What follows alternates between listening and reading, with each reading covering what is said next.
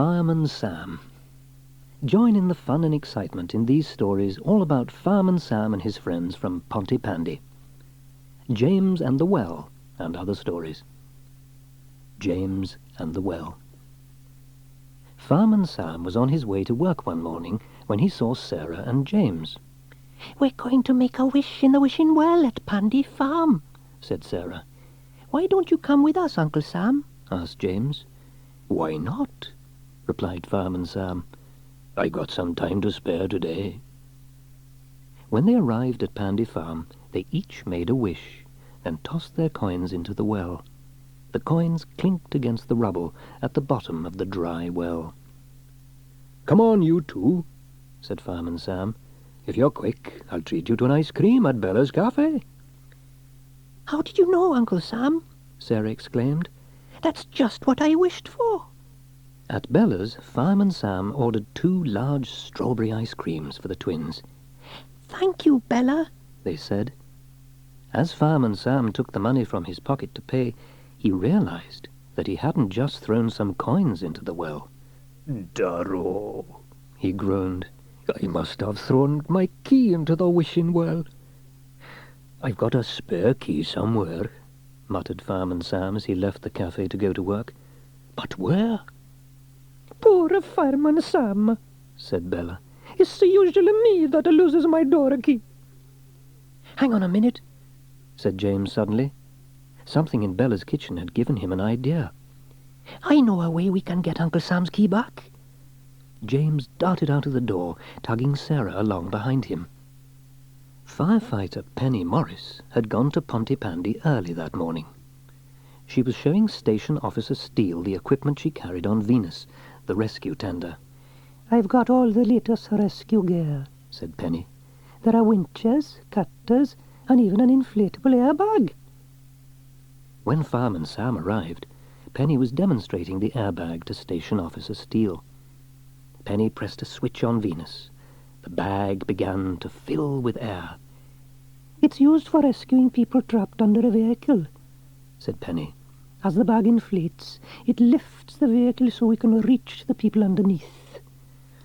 "Very impressive," said Fireman Sam. "Humph!" snorted Station Officer Steele. "What's wrong with a bit of old-fashioned elbow grease?" Back at the wishing well, James was tying a magnet to his fishing rod. "I got the idea in Bella's cafe," he said. "She has magnets on her fridge to hold important notes." Sarah could see the key at the bottom of the well. "There it is," she cried. James played out the fishing line, slowly lowering the magnet into the well. "Almost there," he said, stretching over the well.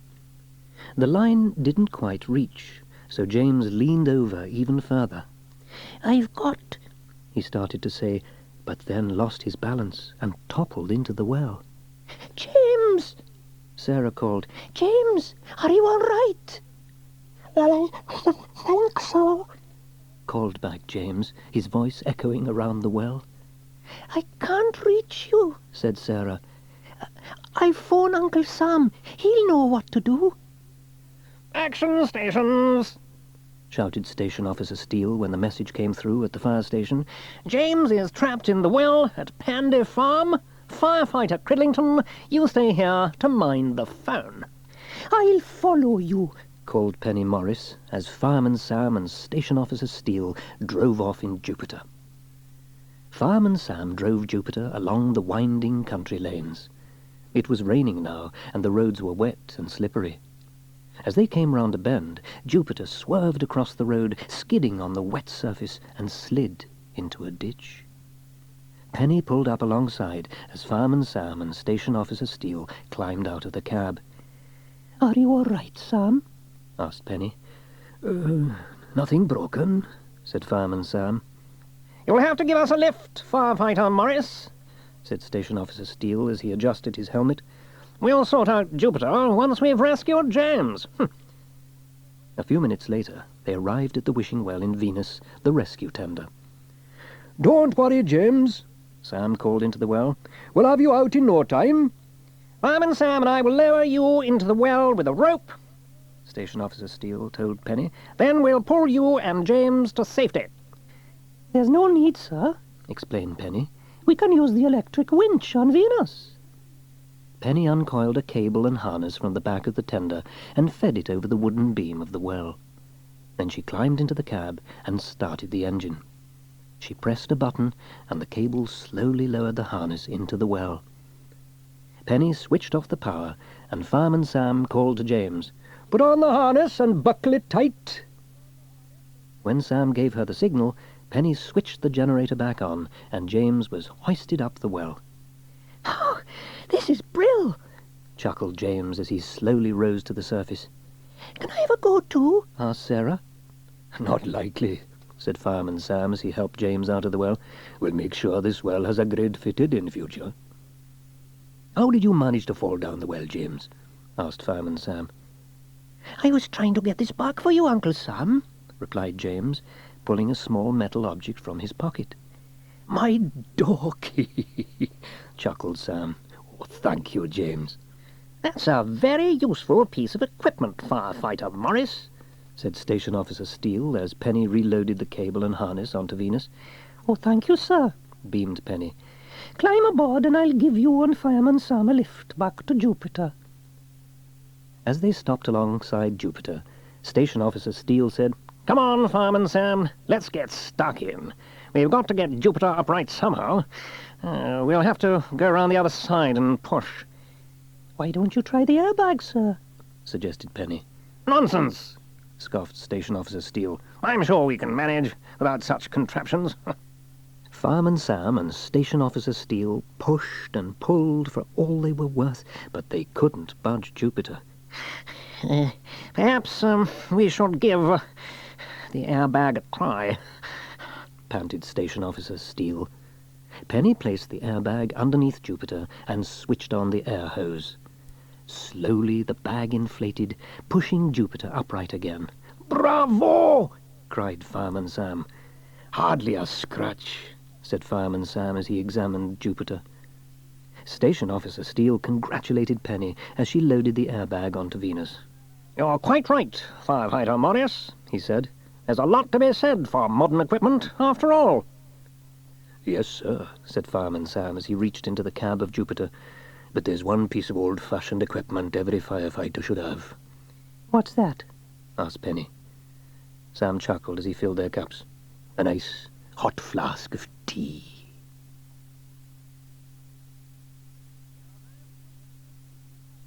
The Pride of Pontypandy.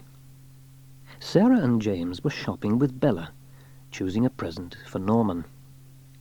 The invisible ink, or this? Asked Sarah, holding up a black, hairy spider. Ooh, I don't know, grinned James. Norman would like both of those. Let's get him the ink and the spider. Hurry up now, you two. If we no go, we miss the bus, said Bella, anxiously looking at her watch. About time, too, grumbled Trevor when they got back to the bus. Half an hour late. You're lucky we didn't go without you. We're sorry, Trevor, said Sarah. We couldn't decide. Come on, jump in quick now. Let's get going before this fog gets any worse. When everyone was in, Trevor started the bus and set off towards Pontypandy. As they drove along, the fog got thicker. Oh, real pea soup this is, muttered Trevor, peering through the windscreen. Good thing I know the road it is. He slowed down to take the corner.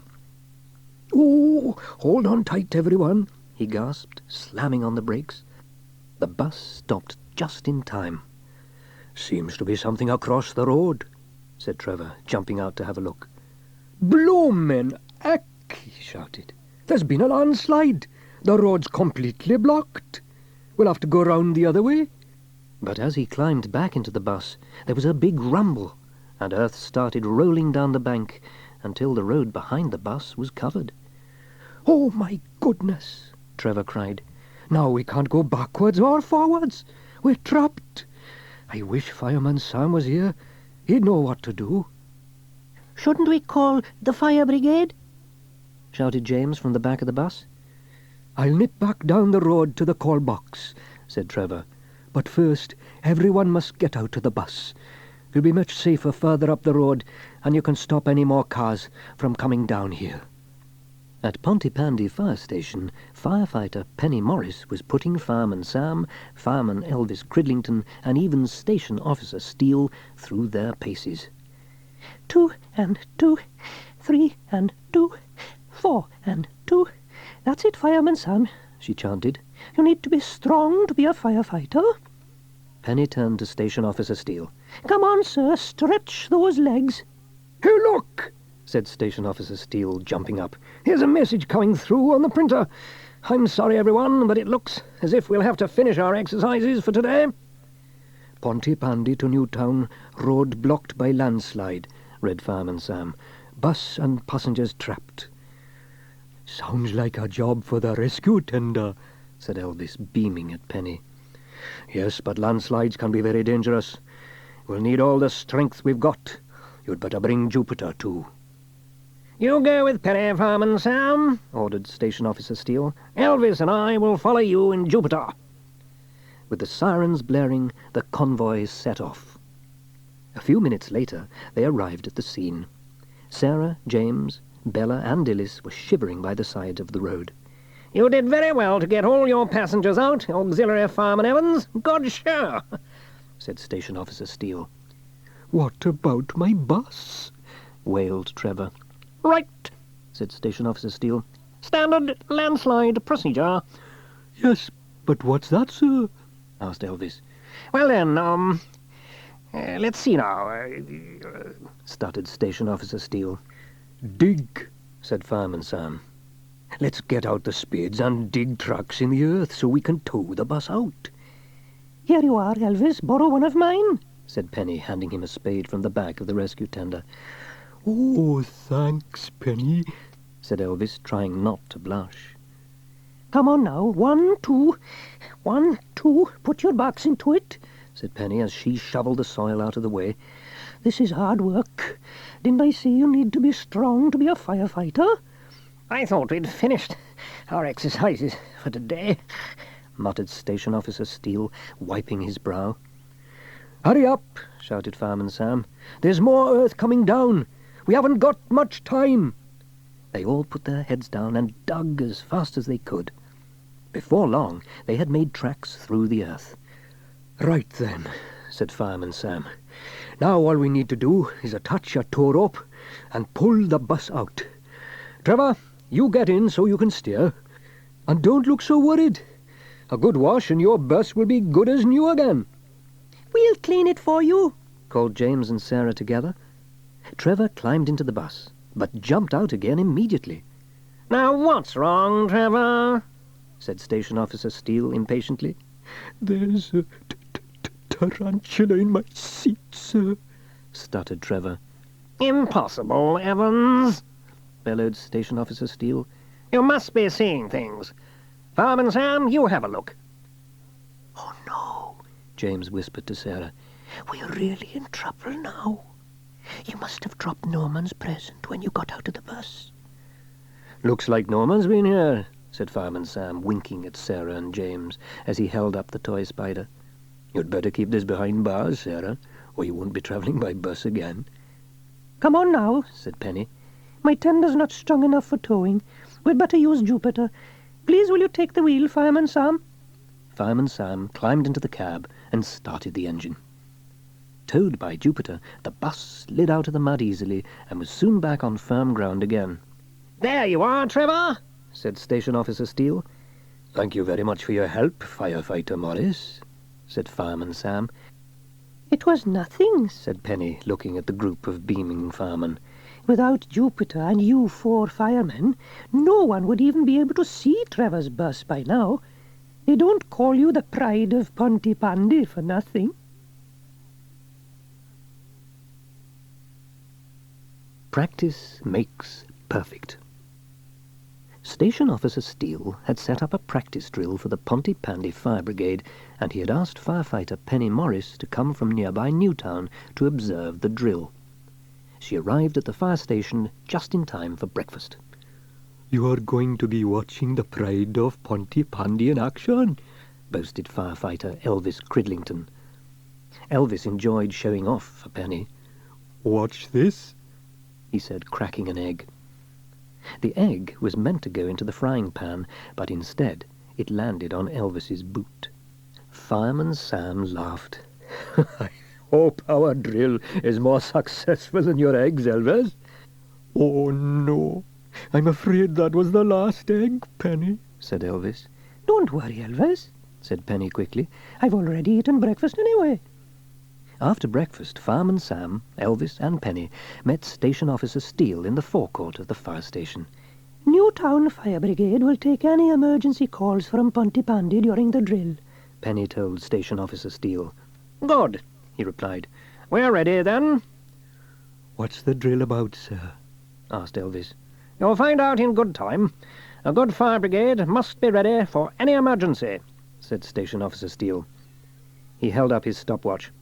Remember, I'll be timing you from the moment that alarm goes off. Just then, the alarm sounded. Fireman Sam raced to the telex machine. "There's been an accident at the quarry," he called to the others. "Let's go." The Pontypandy Fire Brigade sped out of the station. Soon they were racing through the countryside. When they arrived, Sam parked Jupiter in a field at the quarry's edge. The practice dummy was lying at the bottom of the quarry. "We'll need the ropes and the stretcher for this rescue, Elvis," said Sam. He strapped himself into the harness. Then Elvis lured him into the quarry to the dummy below. Carefully, Sam secured the dummy onto the stretcher. "Hoist away, Elvis!" he shouted. Slowly and steadily, Elvis pulled the rope until Fireman Sam and the stretcher had reached the top of the cliff. "Well done, Elvis," said Sam as he stepped out of the harness. Yes, well done, both of you, said Penny. In a real rescue, the ambulance would be here to take the patient to hospital. But as our patient is a dummy, he can go in the truck with the rest of the equipment. Let's get back to the station as fast as we can. You're making very good time, said Penny later, as they roared through the country lanes towards Pontypandy. "Perhaps we'll even break the record for fastest practice drill," exclaimed Elvis. Suddenly, a rabbit dashed across the road in front of them, followed by Farmer Morgan's dog, Patch. "Great fires of London!" cried Sam as he wrenched at the steering wheel. Jupiter swerved off the road and slid down an embankment into a tree. The engine coughed and spluttered, then conked out completely with a loud hiss. "Is everybody all right?" asked Sam, straightening his helmet. It's a good job we had our safety belts on, said Penny, looking at the others. We're all fine, but I don't think Jupiter is too healthy. Elvis climbed out of the engine, followed by Penny and Sam. A barking sound was coming from the fields. Elvis followed the noise to a steep ditch. "Patch!" he exclaimed. "What are you doing down there?" "Sam! Penny! Come quick!" called Elvis. Fireman Sam and Penny hurried over. "Poor Patch," said Sam when he saw the dog at the bottom of the ditch. "Luckily he can't be hurt too badly, or he wouldn't be leaping about so much. We'll use a harness to rescue him instead of the stretcher." "I'll rescue him," Elvis volunteered. Quickly the firefighters set up the rescue equipment, then Penny and Sam lowered Elvis into the ditch. Patch was so pleased to see Elvis that he jumped into his arms, knocking him backwards into the mud. "Oh, calm down, boy," said Elvis. "I can't rescue you if you keep jumping on me." Finally, Elvis managed to get to his feet. He picked up Patch and strapped the dog into the harness. "Okay," he called. Sam and Penny hoisted Patch to the surface and then pulled up Elvis. Penny held Patch still while Fireman Sam examined him. Elvis went to get the first aid kit from Jupiter. "Is Patch all right, Sam?" asked Elvis. "He's hurt his paw," Sam replied. Carefully, Sam wrapped a bandage around the injured paw. Patch whimpered softly. "You'll be all right, Patch," said Sam. "A trip to the vet with Farmer Morgan, and I guarantee you'll be as good as new."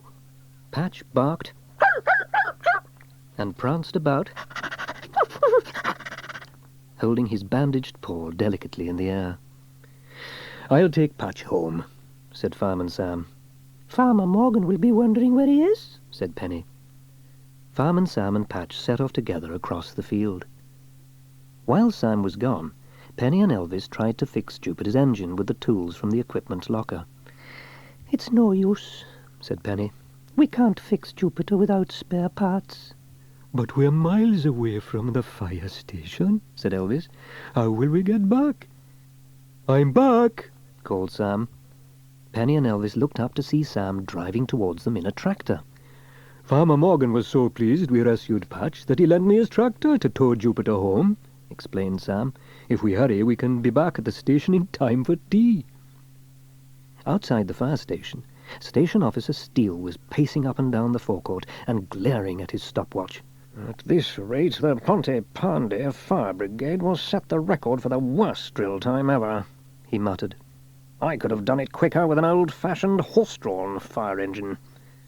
Just then Fireman Sam chugged into view on the tractor, merrily towing Jupiter towards the station. "Good grief!" gasped Station Officer Steele, but he listened closely as Fireman Sam explained what had happened. "Well," Station Officer Steele said at last, "in that case, you've all done a superb job." Once Fireman Sam had unhooked the towing cables, Penny and Elvis set to work repairing Jupiter's engine. They found the spare parts they needed in the storeroom. "I'd better return the tractor," said Fireman Sam. "I won't be long. Farmer Morgan said he would give me a lift back." "Can you collect some more eggs while you're at Morgan's farm?" asked Elvis. "Good idea," Sam replied. He climbed aboard the tractor and drove off. That should fix it, said Penny later, shutting Jupiter's bonnet. Start the engine, Elvis. Elvis turned the key. Jupiter sprang to life. "Well done!" exclaimed Station Officer Steele. "Now Jupiter is ready for the next practice drill." Elvis groaned. Elvis, Penny, and Station Officer Steele were in the mess when Fireman Sam arrived carrying a large crate. "What have you got there?" asked Elvis. Suddenly, something in the box clucked. Fireman Sam opened the box and lifted out a very noisy chicken. "I'd like you to meet Hilda the hen," said Fireman Sam with a smile. "Now we'll never run out of eggs."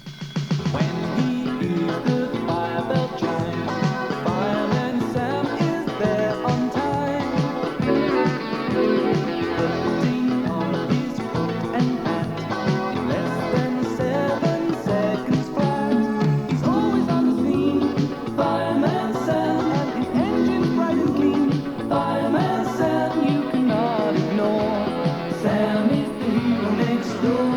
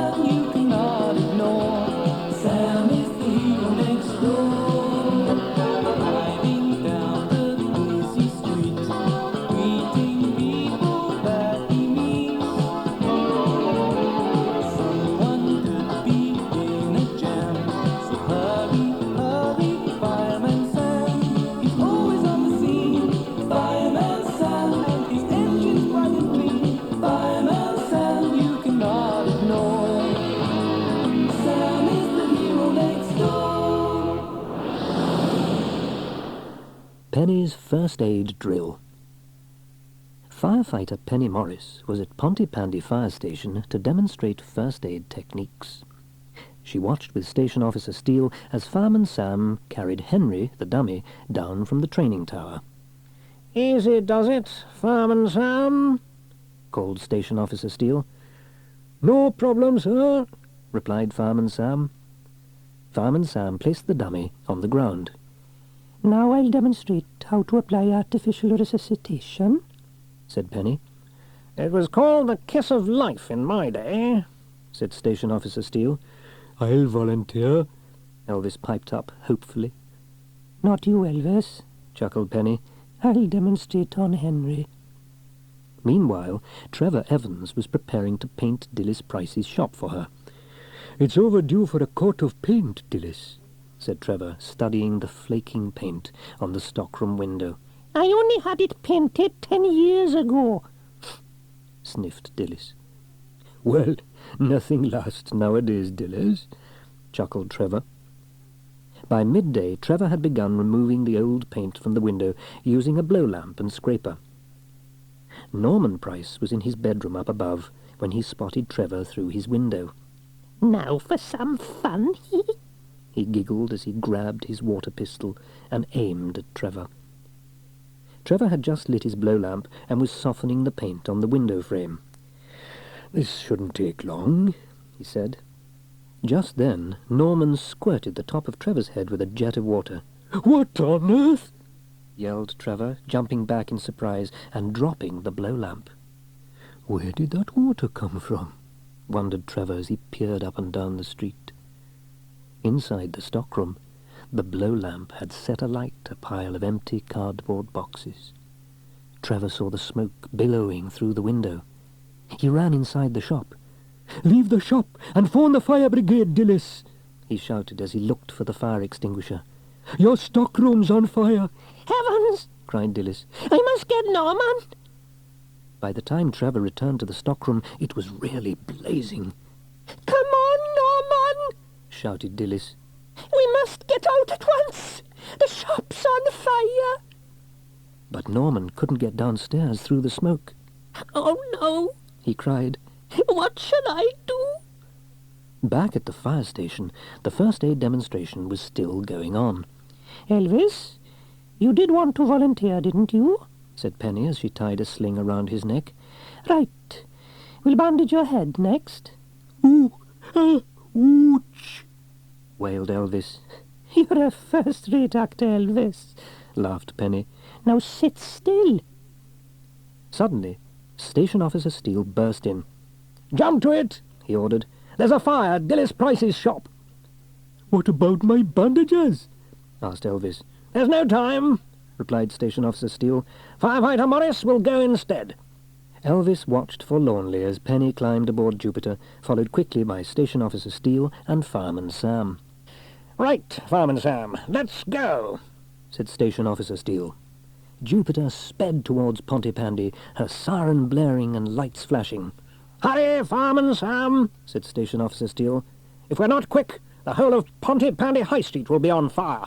"Hang on to your helmets," replied Fireman Sam as Jupiter roared down the hill. Jupiter screeched to a halt outside the shop.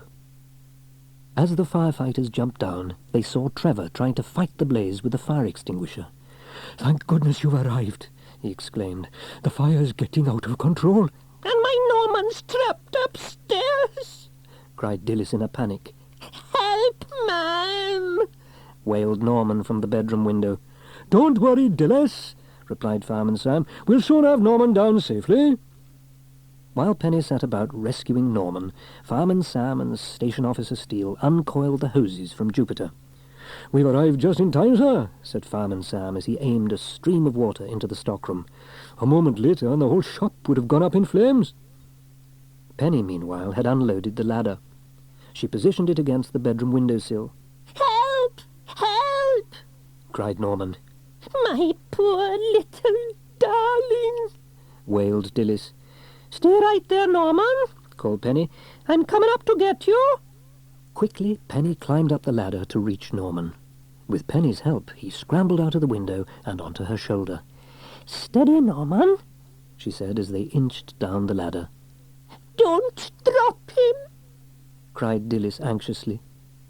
Penny placed Norman gently down on the pavement. "Are you all right, Norman?" she asked. "All right," clucked Dilys. "Poor thing. It's as white as a sheet. He'll have to go straight upstairs to bed."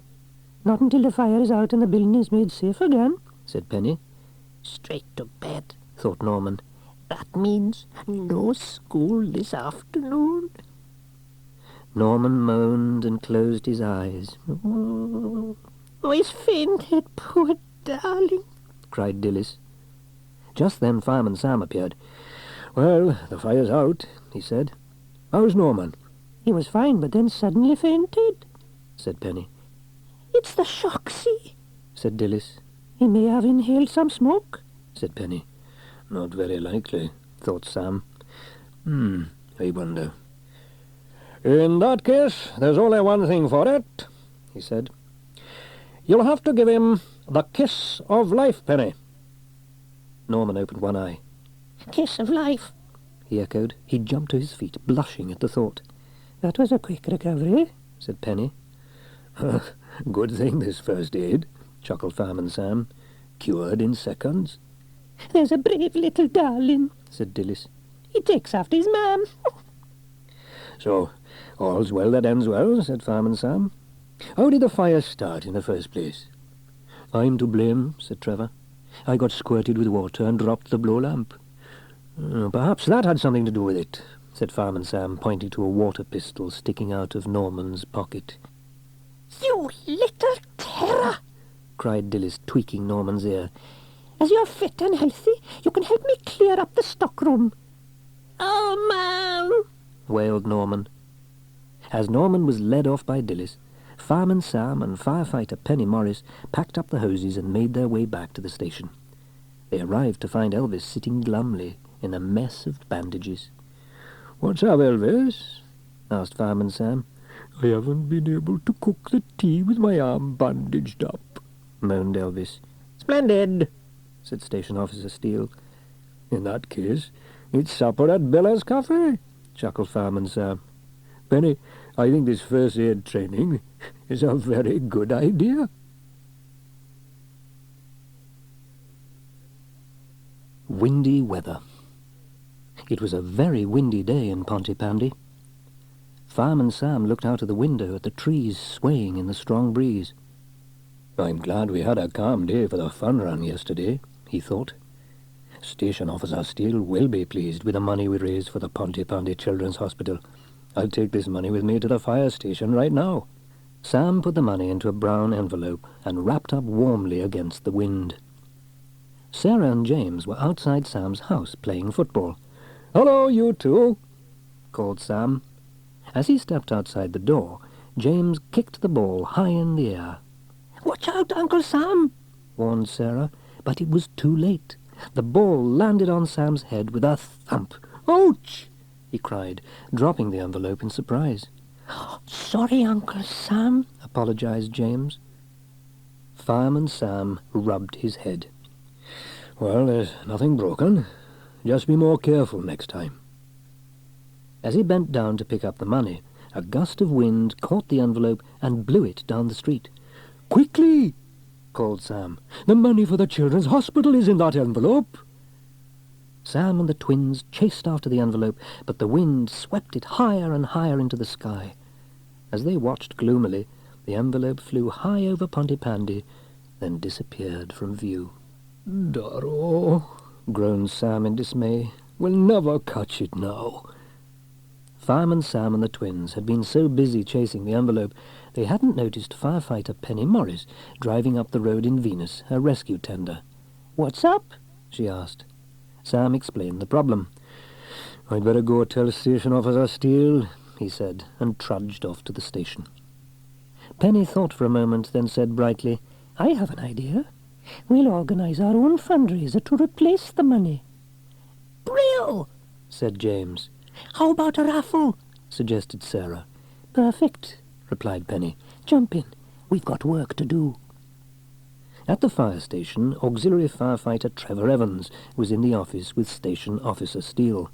"With these strong winds, I expect we'll have a few call-outs today," said Station Officer Steele. At that moment, Sam walked in.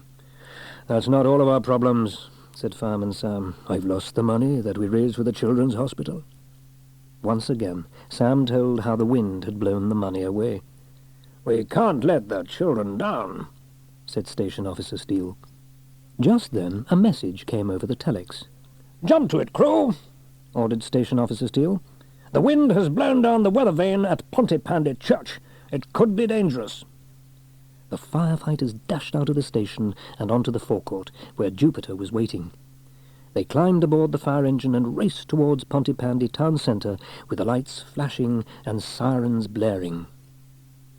When they arrived at the church, the firefighters quickly got to work. "The weather vane is hanging from the spire," Station Officer Steele observed. "We'll need the cutting equipment." Trevor positioned the extension ladder against the outside of the church. "Oh dear, the ladder isn't long enough to reach the spire," he said. "What are we going to do now?" "You'll have to go in through the church window and make your way up the tower from inside," Station Officer Steele told Sam and Trevor. "There's a trapdoor at the top of the tower which leads to the roof."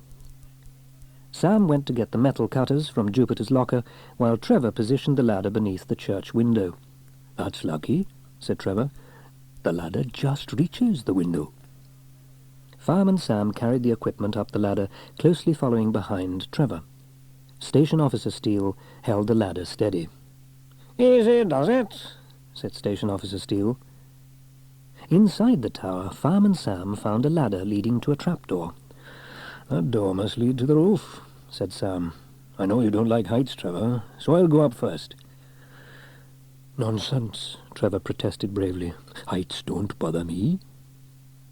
Trevor stepped towards the ladder, accidentally tripping over the cutters and into the belfry. Quickly he reached out for the bell rope to stop his fall. The bell bonged loudly. "Help!" Trevor cried. "I can't stand heights." "Steady," called Fireman Sam as he grabbed Trevor and pulled him to safety. "Oh, thanks, Sam," gulped Trevor. "Are you all right?" asked Sam. "Except for my eardrums," he groaned. Fireman Sam climbed the ladder and opened the trapdoor to the roof. Trevor reluctantly followed. "It looks as if nobody's been up here for years," he said. Dead leaves had piled up on the roof and were now blowing about in the gale. "They must have been blown up here by the gale," replied Sam. "Can we go back down now?" called Trevor nervously. "We haven't got what we came for," said Sam. "One of us will have to climb the spire to get the weather vane." Trevor peered over the roof. It was a long way down. "Don't worry," said Sam. "I'll climb up the spire. You just hold the extra ladder steady." Carefully, Sam climbed to the top of the spire. The wind howled around his ears. "It's a bit blowy up here," he said, but his words got lost in the wind. "Hurry up, Sam!" called Trevor, clinging onto the ladder below. Fireman Sam quickly cut the weather vane away from the spire and climbed down the ladder. "It's not a danger any more," he said as he examined the broken vane, "but I think it's had its day." "Can we go back inside the church tower now?" asked Trevor. Fireman Sam grinned. "Down you go, Trev. I'll be right behind you." As Sam watched Trevor descend the ladder into the tower, he noticed a familiar brown envelope amongst the piles of leaves on the roof. "Great fires of London!" he exclaimed, picking it up. "This is the money I lost this morning. The wind must have blown it all the way up here." Station Officer Steele was waiting for Sam and Trevor when they reached the ground. "Well done," he said. "You've retrieved the weather vane and you've found the fun-run money. I say, well done." The firefighters at the fire station were celebrating with a cup of tea when Penny and the twins arrived. "Look, Uncle Sam," said James excitedly. "We organised a raffle and raised the £100 you lost," added Sarah. "You have?" said Fireman Sam. He began to laugh. "Oh, well done, you two. But I've already found the money from the fun run. It had blown onto the church tower." "What shall we do with all the money we raised?" asked Penny. "I know," said Sam. "If all the ticket holders agree, We can buy a new weather vane with the proceeds of the raffle. Superb idea, said Station Officer Steele. The next day everyone gathered at Pandy Park for the raffle. What's the prize? asked Trevor. Shh, Trevor, said Fireman Sam. The twins are about to pick the winning ticket. On the bandstand, Sarah scrambled up the tickets, then handed one to James. The winner is, called James, Auxiliary Firefighter Trevor Evans. I've won! I've won! shouted Trevor. Congratulations, said Sarah. You've won a trip in a hot air balloon. Oh, no, groaned Trevor. A hot air balloon. But I hate heights.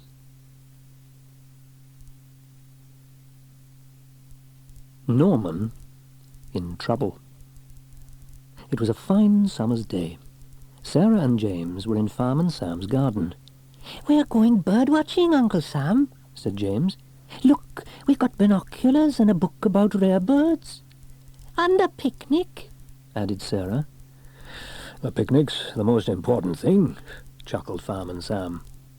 He went into his inventing shed and emerged with a large piece of canvas and some bamboo poles. What you two need is a hide. A hide? said Sarah. You mean so we can hide from the birds? Exactly, Sam replied. In the countryside, Sam put the finishing touches to the hide. Now you can spot the birds without being spotted yourself, he said. Brill! Sarah exclaimed. It's just like a secret den. Sam left the twins to their bird watching while he went to Dillis's shop.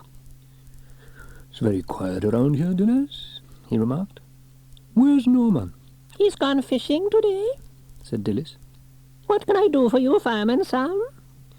I'd like a pound of apples, please, Dillis, said Sam. Oh dear, I'm afraid we're out of apples, she replied. How about some pears? No, thank you, Dillis, said Sam. I wanted to bake an apple pie for the twins. It's their favourite. Norman was fishing in the Pandy River. He'd had no luck. This is hopeless, he moaned as he picked up his tackle. I haven't had a bite all day. On his way home, Norman spotted the twins in their hide. He grinned to himself as he dangled a plastic fish lure in front of James's binoculars. Look, a flying fish, cried James. Where? asked Sarah excitedly. Just then James spied a familiar thatch of red hair as Norman dashed off giggling. It's just a rare red-headed freckly Norman Price, James sighed. Sarah frowned. Norman's scared of all the real birds. Norman was still giggling as he walked towards home. He hadn't gone far when he noticed an overgrown path in the woods. I don't think I've walked this way before, he said to himself. I'll bet it's a shortcut to Pontypandy, he said, and turned onto the path. Suddenly he spotted an old tree house high up in a tree. Brill! he exclaimed, running towards it. When he reached the tree, Norman found a rope ladder hanging down from the tree house all the way to the ground. That's handy, he chuckled, and began climbing up the ladder. I'll make my own secret den up here, he thought. Mum will never find me. But the rope ladder was old and worn. Norman was nearing the top when the ladder began to fray. Quickly he scrambled into the treehouse just as the ladder gave way beneath him. Oh no, cried Norman. I'm stranded. He gazed forlornly at the broken rope ladder. I'll have to get help. But how? Norman pulled his handkerchief from his pocket as he tried to think of a plan. On the other side of the woods, the twins had spotted a rare marsh warbler near the hide. "Shh," whispered Sarah. James was looking up the marsh warbler in his book on rare birds. He turned the pages very quietly. Just then, dozens of startled birds flew out of the trees in the distance. What's happening? asked James. It's Norman! Sarah cried, peering through the binoculars. She could see Norman in the treehouse, frantically waving his handkerchief. He's in trouble. James raced out of the hide.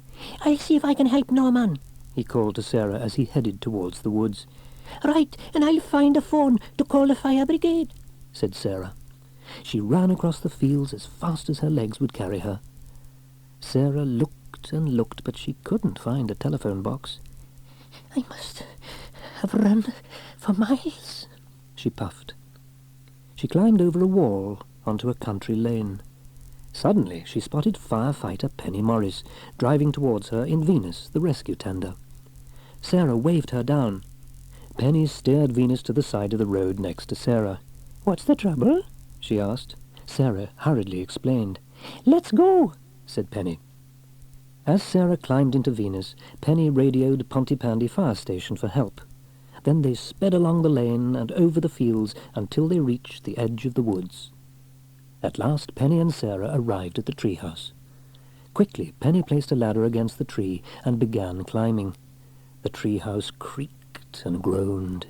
Hurry, Penny, cried Norman. It's going to collapse. Don't worry, you'll soon be safe, Norman, Penny replied as she reached the treehouse. She helped Norman over her shoulder into a fireman's lift, then carefully made her way back down the ladder. Well done, Penny, exclaimed Sarah admiringly as Penny and Norman reached the ground safely. Thanks, Penny, said Norman. Just then the creaking and groaning of the treehouse grew louder. Move out of the way, cried Penny. Everyone scattered just in time as the treehouse came crashing to the ground. Oh, that was close, breathed Penny. At that moment Fireman Sam and the Pontypandy Fire Brigade roared up to the ruined treehouse in Jupiter. Well, Firefighter Morris, it looks as if you've already rescued young Norman, said Station Officer Steele. And only just in time, added Norman. Oh, this timber could be dangerous, said Fireman Sam as he surveyed the debris. Oh, we'd better get the area cleared up. Everyone helped to put the broken timber into piles, then the firefighters loaded it into Venus. I'll take the wood to the timber yard, said Penny. Maybe they can use it. As long as they don't use it for another treehouse, said Norman. As they finished clearing up, Fireman Sam noticed a large apple tree nearby. I'll be able to make that apple pie after all, he chuckled, placing a ladder against the trunk of the tree. That afternoon, Fireman Sam, Penny and the twins ate their picnic in Sam's garden. Sam had devised a simpler way for the twins to watch the birds. He'd built a birdhouse. The birds were nibbling the nuts and seeds as Sam served up his homemade apple pie. I like this kind of bird watching, chuckled Sarah, tucking into her pie and ice cream. This way, the birds come to us. When he hears the fire bell chime, Fireman Sam is there on time. Putting on his coat and hat, in less than 7 seconds flat. He's always on the scene, Fireman Sam, and his engine's bright and clean. Fireman Sam, you cannot ignore. Sam is the hero next door.